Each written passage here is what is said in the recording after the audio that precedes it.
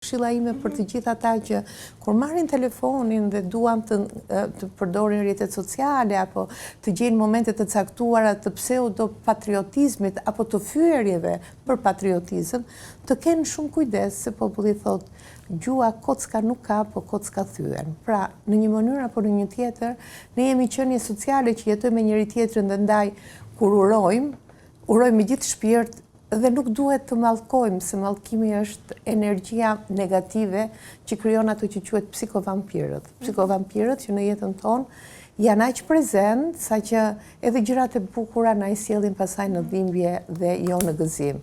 Ndaj them që në momente reflektimi ku ka festa, siç është festa e shtetit, festa e vendit, festa personale, njeriu duhet të reflektojë fort. Pra, kur festojmë festën e flamurit, duhet kuptojmë çfarë kanë bërë ata që kanë qenë dikur në histori, se prandaj është historia për të na evokuar të kaluarën dhe çfarë po bëjmë ne. Realisht jemi pasardhës të denj apo jemi pseudo pasardhës se në fakt nuk jemi aq të denj.